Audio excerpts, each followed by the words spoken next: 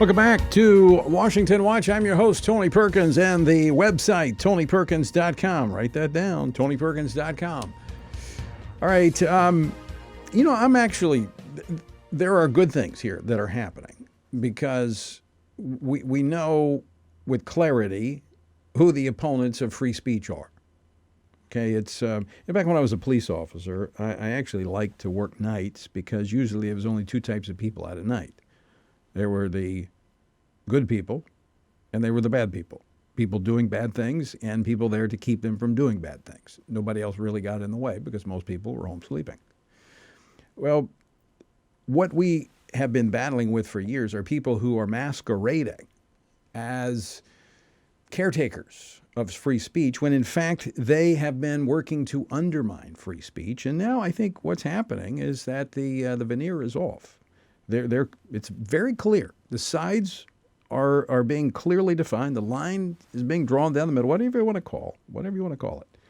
You know, Sun Tzu in The Art of War says, know your enemy and know yourself. It's a lot easier when you can know who your enemy is. And we now know clearly who the enemies of the First Amendment, the freedom of speech, are. Now we just plot a way forward. Joining me now to talk more about this, someone who knows something about these battles over the freedom of speech, Craig Strazzeri with Prager University. Craig, welcome to Washington Watch. Thank you, Tony. Appreciate you having me. Craig, you guys are not new to these battles. I mean, you have been battling with YouTube. You took them all the way to court. You know that the left wants to shut down truth. Yes, unfortunately, we've been dealing with this for several years now. It was back in 2016 and 2017 when we first were alerted to the issue of many of our videos being censored and restricted and blocked, and that's when we filed our lawsuit years ago. And unfortunately, people didn't, take it, and conservatives included, haven't taken the issue seriously enough. And here we are in 2021, and we've reached kind of this peak of now people are starting to realize where this was all going, and it's gone from troubling to downright scary, and people's speech is no longer free as it's always been in America.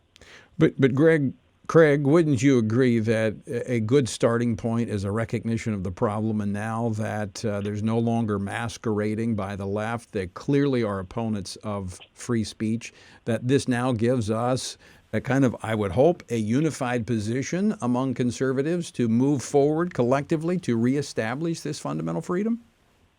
Yes, no, that is true. I mean, a lot of conservatives over the past several years have as a counter to our lawsuit and our efforts, have always said, well, they're a private company, just make another platform. And as we've all seen with recent events, you can make another platform like Parler, who's still ultimately dependent on the App Store, the Google Play Store, or AWS to host them.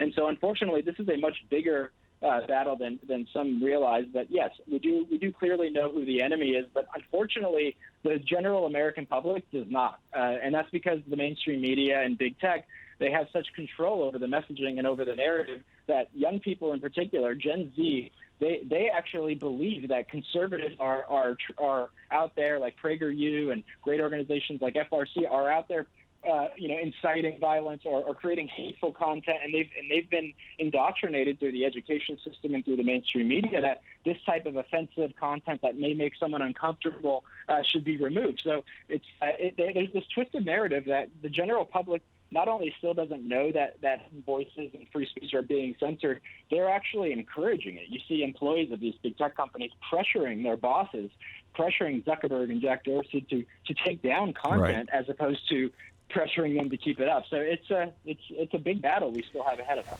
But all the more reason that we need to not go silent and not shrink back into the shadows. And I'm call me an optimist, but I think there will always be enough Americans who understand the price of freedom and understand the importance of it that are willing to fight for it in a legitimate way.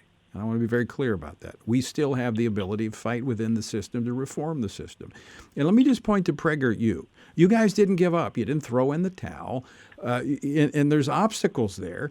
But the truth is always met with opposition because, I'll just borrow from Scripture. Darkness does not love the light. And so there are those who will oppose it. But PragerU is like, you guys are going through the roof. I mean, you've got so many people going to your sites to look at your content, your material. It's thought-provoking, it's informative, and it's making a difference.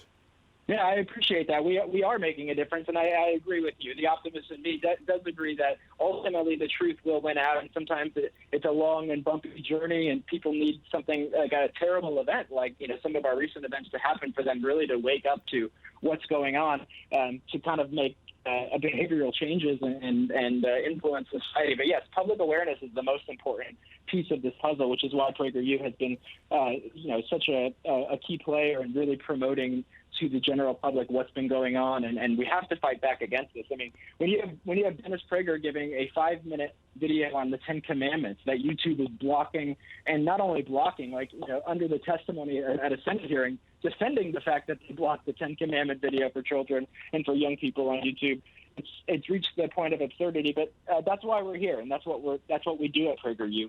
We create educational content for the next generation to kind of undo the damage that the left has done over the past couple generations. Very quickly, Craig, on the way out, what are some alternatives that folks can turn to right now? Yeah, so I mean, Parler was a great one, but PragerU is looking at Rumble, and we're looking at a lot of other new platforms that are coming up. But really, a key part of our strategy is to really host our own content, to own our own data. So We've launched a mobile app, we've launched OTT channels, and we're really focused on building our email list and mobile text phone list so we can reach our audience directly. So if you want to ensure that you'll always be able to see a PragerU video, the best way to do that is to sign up at PragerU.com. But we're going to continue to expand our distribution to be on as many platforms as possible, and that's kind of where we're going. Yep. Understood. Craig Strazzeri, thanks so much for being with us. Thank you, Tony. Appreciate it.